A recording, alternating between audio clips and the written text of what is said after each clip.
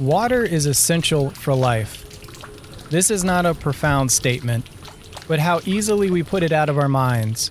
That is until the shower won't get hot, the dishwasher breaks, the washing machine doesn't work. In sub-Saharan Africa, 35% of the population has access to 20 liters of water a day, a little more than 5 gallons. The remaining 65%, even less water. And in East Africa, years of severe drought conditions has dramatically reduced access to food and water. Just reading the news, the UN saying that they predict 1.4 million children will die in the region due to starvation. To put 5 gallons a day in perspective, the average bath holds 36 gallons. Showers can use up to 5 gallons of water each minute. I use around 1 gallon of water each time I wash my hands. All in all, the average North American uses 100 gallons of water every day. To address this great need to supply more water in East Africa, a team of Canadian geophysicists, funded in part by Geoscientists Without Borders, a charitable organization that supports humanitarian applications of geoscience around the world, traveled to the Kakuma refugee camp in Kenya. This is the story of passionate geophysicists working alongside driven refugees and locals while using deep expertise in the science, along with one man's tenacity and persistence, to bring water to 140,000 people in East Africa. In this episode of Seismic Soundoff, what happened when geophysics went to Kakuma?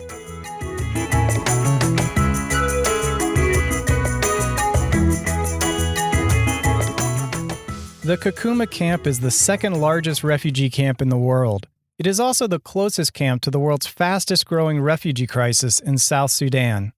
It's really hot, it's really dry, dusty. It's probably the worst place for a refugee camp to be. The landscape is, it's harsh, but it's spectacular. You're in this desert, in this basin, surrounded by recent volcanic mountains, and this remote corner of northwest Kenya, near the remote corners of Uganda and South Sudan. You're in the most bizarre landscape and the most remote corner of the world. That last voice is Paul Bauman, the leader of this team of Canadian geophysicists. This remote corner of the world is located in Turkana County in northwestern Kenya. Turkana County is the largest and most impoverished county in Kenya. The local population is largely comprised of nomadic herders from the Turkana community. Turkana people, which are the native people to that region, they herd their goats or donkeys or whatever livestock. They have camels too, and they move them around to whatever vegetation is available to eat. But they struggle to find water every day for themselves and also for their livestock. Everything in terms of the aid goes to the refugee people, which are from outside areas, from other countries. And so there's a bit of a clash in terms of the Turkana see it as these people are getting help and we're getting nothing, and we're living in a dire situation because Turkana is not the most pleasant of places. It's a desert and it's pretty harsh environment and it's pretty hard to live in. 185,000 refugees call the Kakuma camp home. 18 different countries are represented. 58% of the population come from the newest country in the world, South Sudan. You look out on this camp that stretches forever, a couple 100,000 people in the middle of the desert, living in these unspeakable conditions. There's long lineups to get your drinking water every day from the water taps. You only get one meal per day. You got to wait all day for that. They don't have jobs, and they're totally relying on this elusive groundwater resource that they don't know much about. It's sort of a mystifying thing for them. On the plane ride over to Kakuma, I was sitting next to Paul, and I was watching Mad Max. And he leans over, he puts his head in front of my screen, and he says, "Hey, that looks like Kakuma." And I was just like, "Oh no, what have I gotten myself into?" You just can't believe. You're just in shock. You just can't believe there's a place like this on the planet. And then, you start to think about things about yourself as well. You start to think about, this is hard on them. So what are we going to be doing while we're surviving here? What are the sources? How do people get by here? How do people get food and water and everything else? And how are we going to get it? And then how are we going to even help these people? Kakuma's meaning is a popular line of inquiry for Paul Bauman in the camp. Paul liked to ask what the refugees and locals thought the word meant. The popular response was that Kakuma means nowhere in Swahili. The Turkana students provided several conflicting answers. A plant that is unique to the area, a ridge of hills nearby, the name of a tobacco pouch commonly used by the Turkana. Michael, one of the South Sudanese refugees and instructors for the Water, Sanitation, and Hygiene program, WASH, said it came from a combination of two words, one meaning farmland, the other meaning of the government. Farmland of the government. But Paul would come to believe another definition from a Kakuma-born refugee that went by Miss Kakuma. Paul led this team of 7 Canadian geophysicists along with a 2-person documentary crew to Kakuma. There's only one goal, just to find water. You're not trying to make money, just trying to find water. We don't get paid. It is our vacation, and you're just totally focused on the tasks at hand. So in some ways, it makes it almost like a vacation. Like, even though the physical conditions are miserable, it's okay. Like, you only have one thing in mind. That one thing in mind was to find water. Paul has worked for over 35 years on projects ranging from exploration for tunnels, exploration for unexploded bombs, exploration for ancient burials, really anything that someone may want to find without digging or drilling. Paul first arrived in the Kakuma refugee camp 2 years before he conceived of this project. He was invited by a nonprofit organization, IsraAid, to teach water and sanitation, the WASH program, and help the refugees get jobs. Refugees are not allowed to work outside the camps, and the WASH program helps refugees earn money. The 2 weeks he was there turned out to be very eventful. Perhaps the 2 most eventful weeks in the history of the Kakuma camp. There was some very intense violence. There was also a major flash flood from rainstorms in the middle of the desert in the main lager. And not only were people killed and houses washed away, but it ripped out a portion of the water system and got a better feel of problems with the water system, the challenges, not enough water, not enough wells, well construction problems, increasing salinity in some of the wells. But not only did I see the problems, I saw some potential solutions. So when I came back, I immediately, within a couple of days, wrote a proposal and sent that to GWB. GWB, Geoscientists Without Borders, approved his proposal. Now Paul had to gather his team. How would Paul convince 6 other geophysicists to, in Paul's words, turn their vacation time for a trip to Kakuma? A journey that takes 60 hours by plane, only to be followed with a 4-hour van ride over one of the most dangerous roads in the world. So I was more than happy to jump at the chance to volunteer and spend my time, and water, in my mind, is the biggest issue in the world. I was looking for adventure. I was looking for a chance to apply my geophysical background in kind of a new and different way, something not related to industry. And he started putting together a grant for Kakuma. I knew right away that I wanted to be involved in this opportunity. When it came to do the project, he was asking for 7 volunteers to give up 2 weeks of their vacation time to go over there. And everyone, it was competition to go. Everyone wanted to go because I'd seen what Paul had done in Kakuma the previous year and what he'd done on previous projects.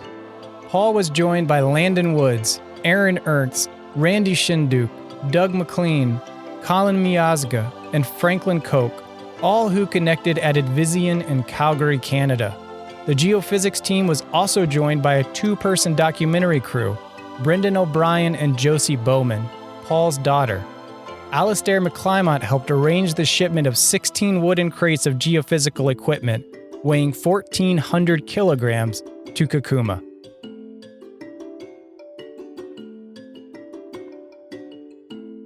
So with the full team signed on, they took the 60 hours plus journey from Calgary to Kakuma to find water. In addition to the issues Paul discovered on his first trip to Kakuma, there also was a lack of understanding of the science below the ground. At that point, there really wasn't a whole lot known about the geology and hydrogeology of the area. So even though the Lost Boys started coming to Kakuma in 1991, 1992, and the camp had been operating for 25 years, it was still largely operating in a crisis mode, and they have very limited funding. And efforts that they're finding is just to do what they have to do to keep people alive. So what does keeping people alive during a crisis look like? You see everywhere people hauling water. They're rolling jerry cans. They're hauling jerry cans on their heads. They're pushing jerry cans of water on their wheelbarrows. They're digging in the lager and scooping water from these filthy, what were called scoop holes that are also used by goats and camels and cows. And it's insane, the scene. These scoop holes, as Paul called them, are full of disease. Malaria is a major issue in the camp. E. coli can be growing in these scoop holes where both goats, donkeys, and humans drink from. While the Turkana likely know that water out of these shallow scoop holes is dangerous, they have no other choice. It costs around 5 cents to fill a 20-liter jerry can from the town water pump. For many Turkana, this is either more money than they have or more money than they are willing to spend. And then as you're there a few days and you actually realize what's going on, you hear the numbers and the statistics and you see how desperate things are, you realize as bad as things look, they're worse. Within this desperate situation, Paul and his team also hope to address another major problem with the water that is available: too much fluoride. Every well in Kakuma had fluoride concentrations at or above the World Health Organization's standard. High fluoride concentrations in the water can lead to toxic effects in what is known as fluorosis. Fluorosis can impact your teeth or more adversely your bones. Skeletal fluorosis can start with stiffness and pain in the joints and lead to more crippling issues such as osteosclerosis, the calcification of tendons and ligaments, and bone deformities. So it was important to not only find water for the growing camp, but find water that was actually healthy to drink.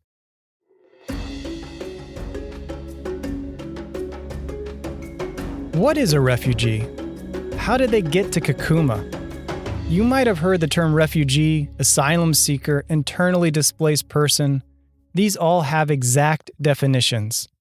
A refugee is someone who has been forced to flee his or her country because of persecution, war, or violence. There are currently 22.5 million refugees in the world, the highest number in history. The Kakuma Camp first opened in 1991 to provide a place of refuge for the lost boys of Sudan. Dave Eggers wrote a gripping biography of one of the lost boys, Valentino Achak Deng. The book describes Achak Deng's 4-year journey to Kakuma, starting when he was just 8 years old.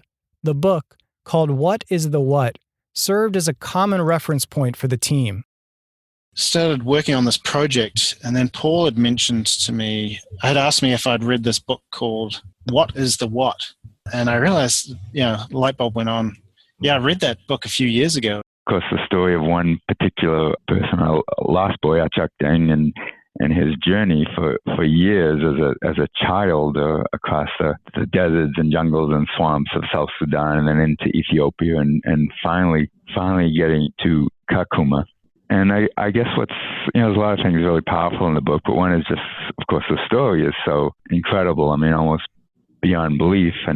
But nevertheless, that's the story of every person in that camp has a similar story. Around 2 million people were killed and millions more displaced by the Second Sudanese Civil War. South Sudan became an independent nation in 2011. Sadly, civil war broke out again in 2013 and continues to this day. Some refugees have lived in the camp since it first opened in 1991.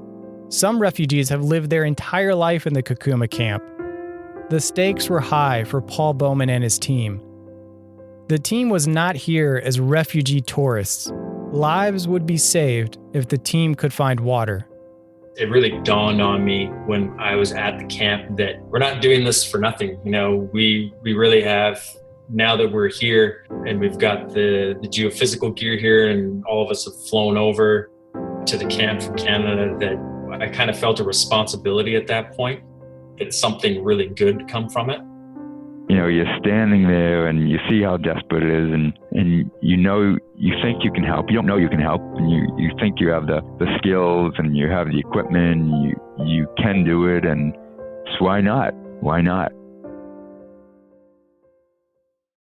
This task would be extremely difficult.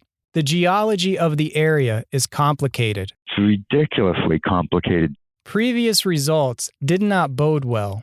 The fact that the previous 6 or so wells had been unsuccessful, nevertheless, didn't necessarily bode well for our program.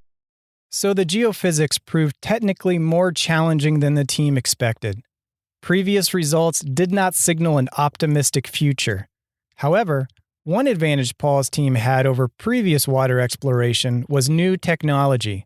Those looking for water previously had been using 1D technology. Paul's team brought over equipment to use 2D, an important scientific upgrade. However, the field work would do its best to keep them from obtaining quality data using this technology. One team member said it seemed like the vegetation was trying to kill you. All of the vegetation seemed to have thorns on it there. Yet one day Paul comes trying to scout a line for us, and he comes out of the bush and his shirt is ripped and he's got blood coming out of his head, and we're all like, what happened? In addition to the complex science and daily fieldwork obstacles, low rations impacted how the team had to design the project. The Canadian geophysicists split into 2 groups each day, but they had to create 4 groups for the students and Turkana due to their limitations of food and water. First of all, they don't get a lot of drinking water, and second of all, they don't get a lot of food, so their calorie count per day is really low. We had to basically have the refugee workers work in shifts. We had a morning crew and then an afternoon crew because it was just the work was too hard based on the nutrition that they were getting. But even with that, they worked really hard, and everyone was just eager to learn. So if the team locates good water well sites using strong science and good data and overcome the hot climate and daily grind of fieldwork, what next? Will their scientific results be used? I was doubtful that we were going to be able to help and provide anything of meaning because the size of the camp, and then, there's so many different parties involved and so much bureaucratic influence in terms of the situation. So it's difficult to say whether what we do is taken to heart and used. I think one of the most frustrating things in geophysics is when you do a survey, do a great job, get good results, because you don't always get good results in geophysics. And then you find out later that the results weren't used appropriately or they didn't take advantage of what the geophysics had shown. Because, we definitely recognize the possibility of complete and miserable failure. And, even though we'd done our best and we felt we'd done a technically competent and well thought out program, we could still be wrong.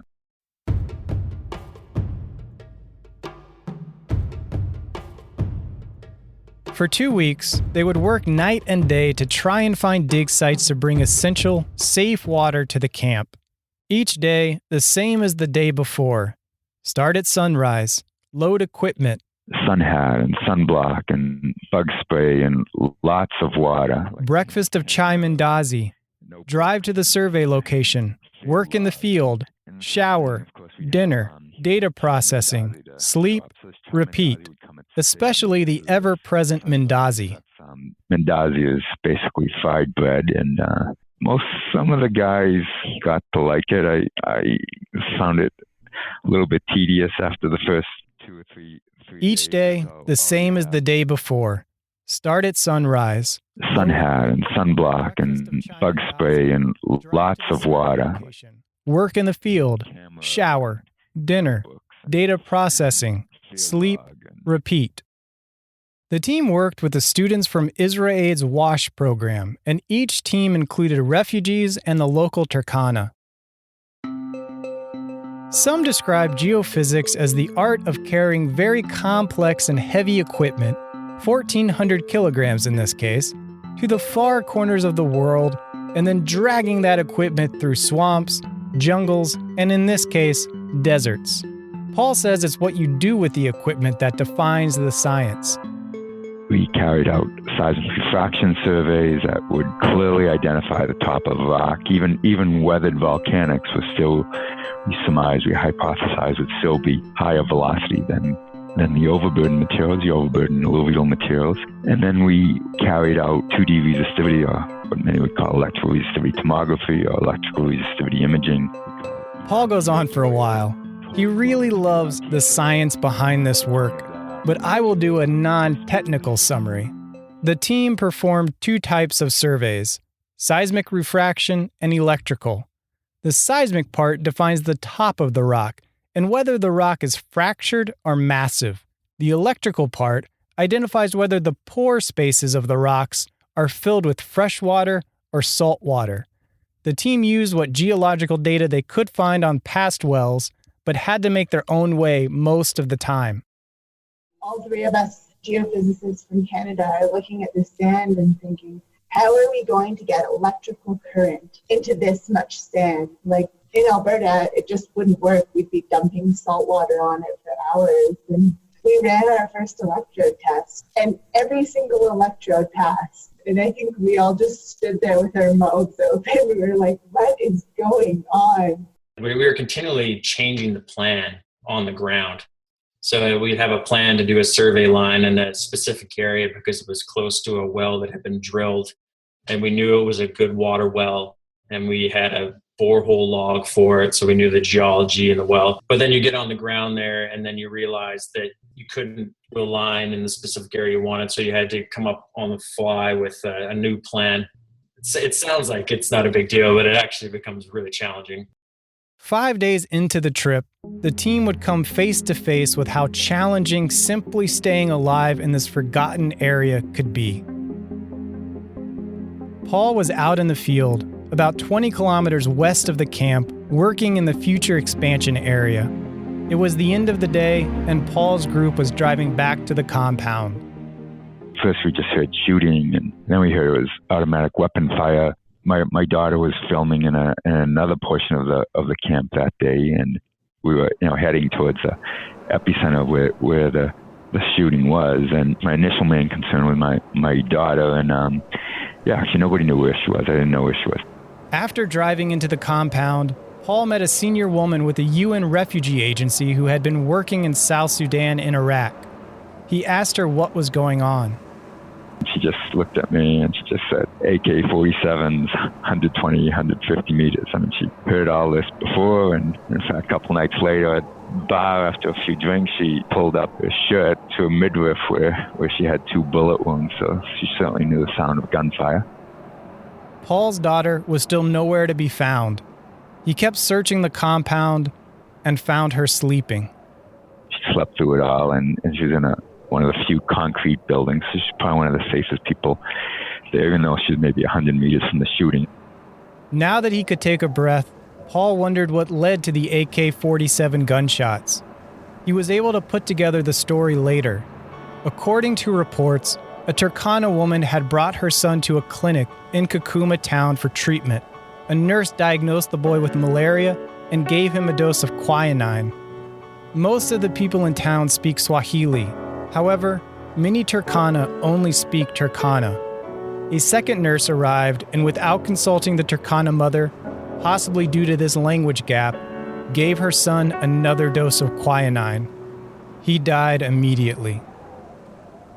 At that point, word very quickly spread through Kakuma and through the Turkana community. Hundreds of Turkana started coming into town with their guns. The Kana County is supposedly its most heavily armed place on the planet, and people use them. And they just came into town with their assault rifles, and police then came into town with weapons as well, and police started shooting off some weapons, and the Turkana started shooting off their weapons. The Kenyan police also fired tear gas to break up the crowd. While tensions remained high for the next few days, no additional harm was reported.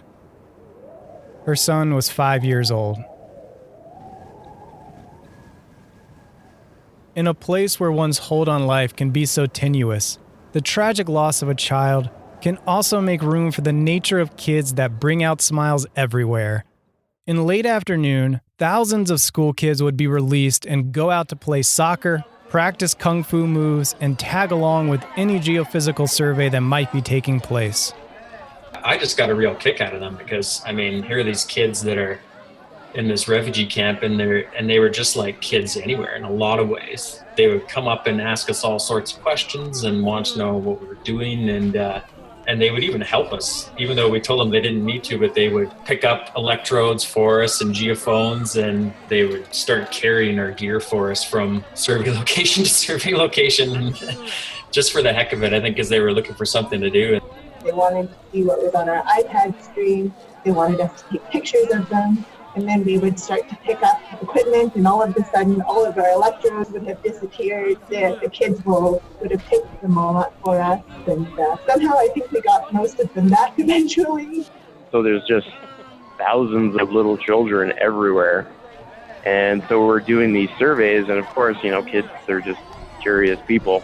So they want to grab things and touch things and help as much as they can. And we have cables, and we're putting electricity into them, so we got to make sure that we're not shocking anybody or anything like that.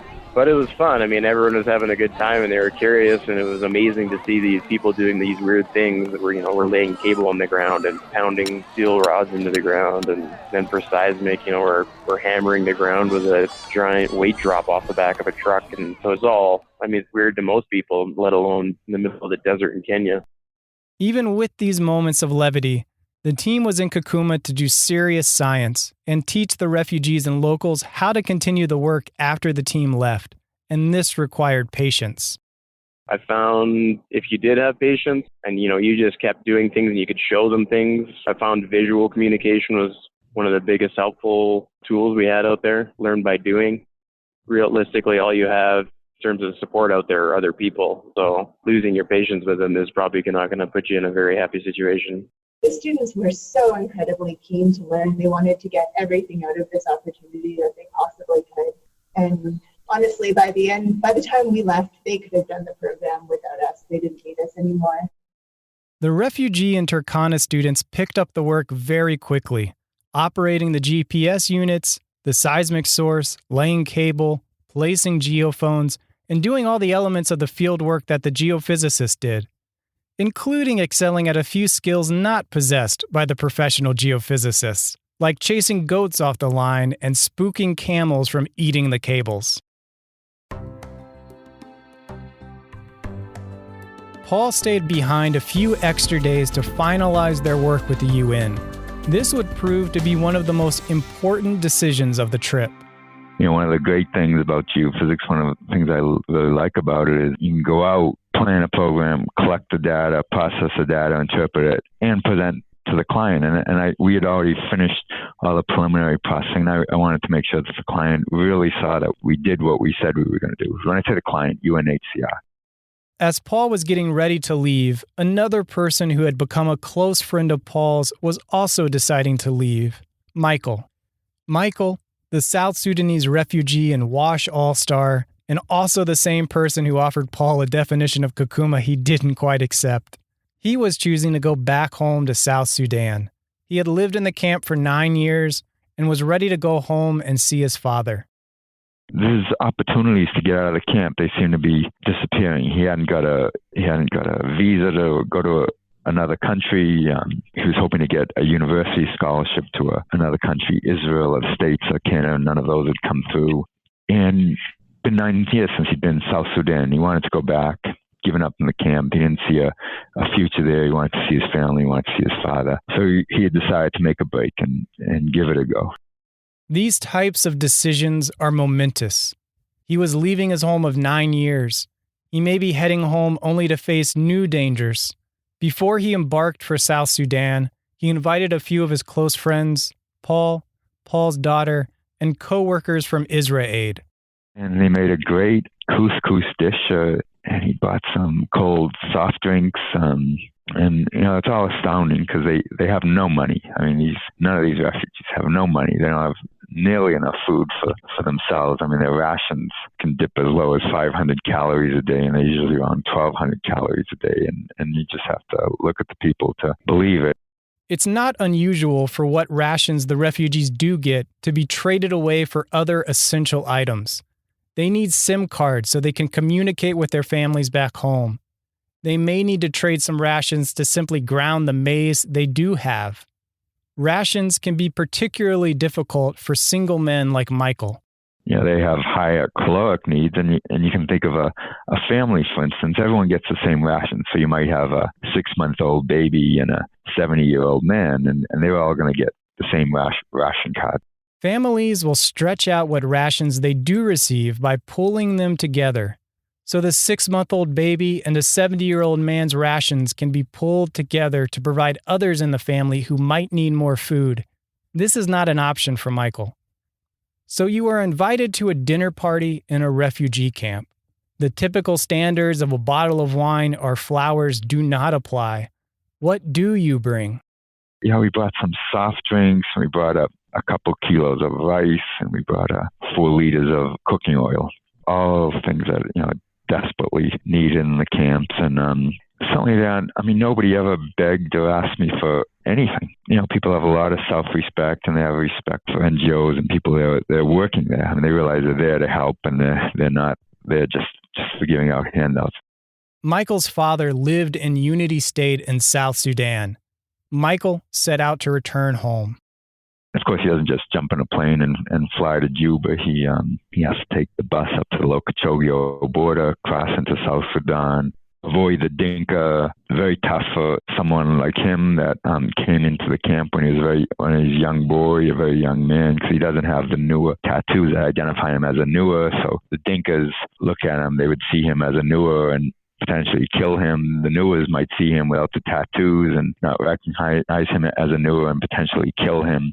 Shortly after he went up to South Sudan, the violence very quickly escalated, and he wasn't able to get back to Unity State. And I think, it's now a year, I think he's been to an IDP camp, an internally displaced persons camp, where he sent me some photos. Again, very miserable, even more miserable conditions than what he fled from. Thankfully, Michael's training and education with Paul and IsraAid continue on. Michael is now teaching water and sanitation training with an NGO in his new camp. And I just heard from just actually a couple of days ago where he's still in the IDP camp near Juba, sounding actually quite positive nevertheless. And of course, in the midst of the South Sudan civil war, which is still raging right now, absolutely raging.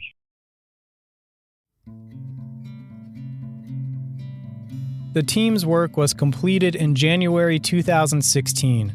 Paul didn't want to leave Kakuma without doing everything he could to make sure the team's work would be taken seriously. He was just hounding people and just repeatedly calling people. He would show up on the doorstep of the offices of key UN personnel in the camp, really to get things done, and that was critical for the follow-up work. So they went in, they did the geophysics, got some nice results. But then those results are great, but if you don't use them, then it would have all been a waste of time. And Paul made sure the UN got the results, gave them targets, where to drill, explained clearly why they should drill there. And yet, even with these clear explanations, February passed, March passed, April passed, May passed, no word. Finally, in June 2016, the team received word from the UN. I was surprised and very happy. Once we found out that there had been some successful wells, I think everybody breathed a sigh of relief and everybody was really happy. I was pretty excited. It felt pretty good. Yeah, when we heard that they drilled the 3 successful wells, and it was a pretty exciting moment. Based on their report, 3 wells had been drilled. All 3 were high-flowing, successful wells.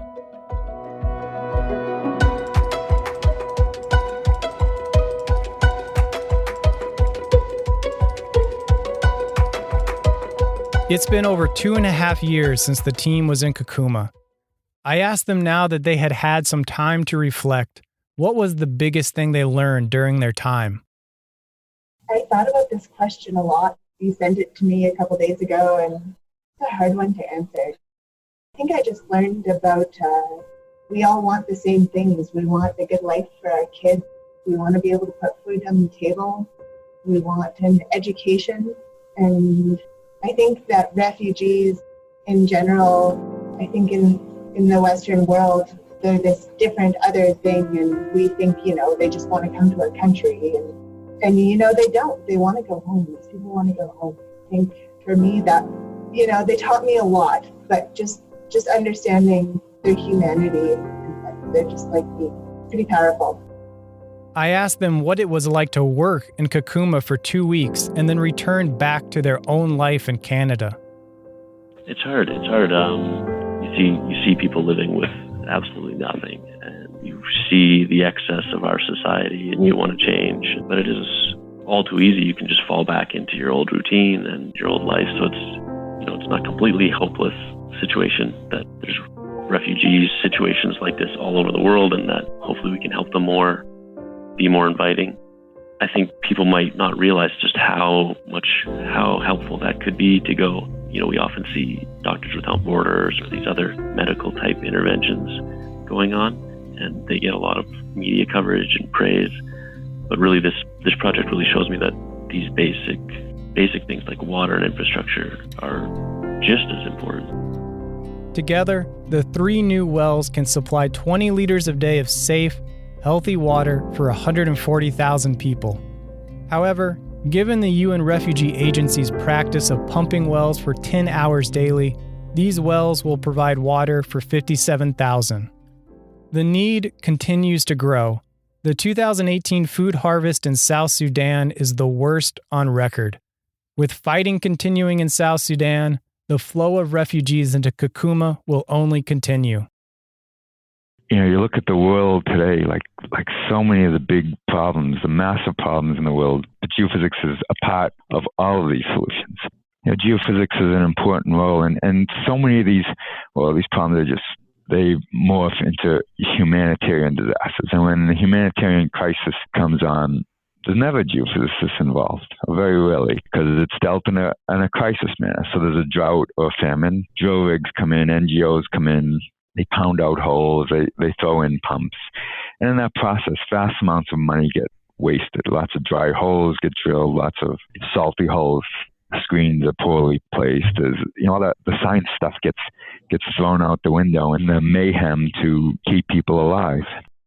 This Geoscientists Without Borders program, it creates the foundation, enough money to get some real science, specifically geophysics, into some of these crises that desperately need it. I mean, they so desperately need it, they can't even see it. So what does Kakuma mean? What definition did Paul accept? It came from a well-spoken 20-year-old Kakuma-born actress and another WASH all-star that was known as Miss Kakuma, Teresa. Teresa noted that Kakuma is a Dinka word of South Sudan, describing this area of northwestern Kenya, this Turkana region, when Dinka and others were exiled here in the years before Kenyan independence in 1964. She said that it means the place where you will be punished. And often, even though the plight seems desperate, they're just dealing with things with this incredible resilience that's actually inspiring. For the longest time, I was unsure about how I felt about the work that we did there. I mean, I think I was glad that I did it, and I was just unsure whether it had an impact. And then just hearing that we did something that did help these people is really, heartwarming, Makes me want to do more. It's nice to have an opportunity to share our experiences and just to tell people about Kakuma and what's going on there, and that these people exist. Because of the team's successful results and follow-up reports, the UN asked Paul to take on another water project. In October 2017, Paul and several members of the Kakuma project traveled once again to find groundwater. This time, they were searching for water in the largest refugee camp in the world.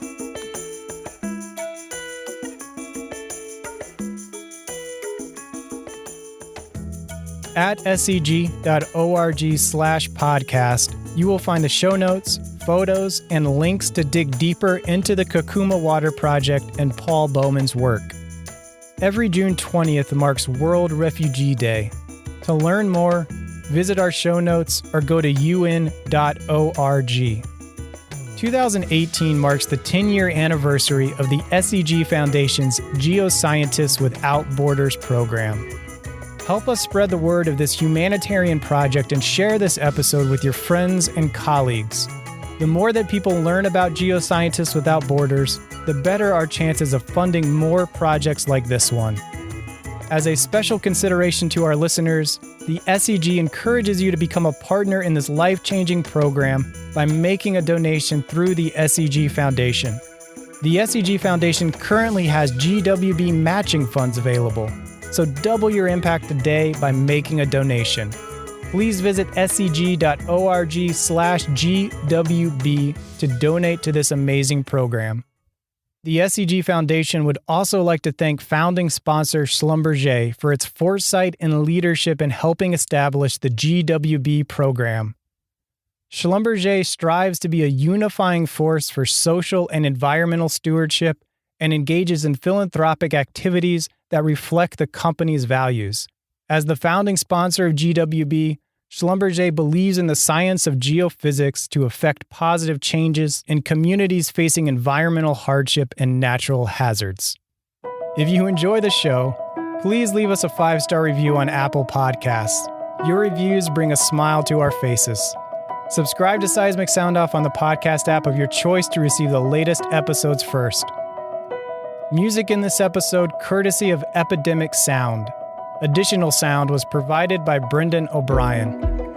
This episode was hosted, edited, and produced by me, Andrew Gary. Thank you to the SEG podcast team, Jennifer Crockett, Beth Donica, Allie McGinnis, Mick Sweeney, and Adrian White, as well as SEG staff members Katie Burke and Linda Ford. And a huge appreciation to Paul and his team for speaking with me. Thank you for listening. This is Seismic Soundoff, signaling off.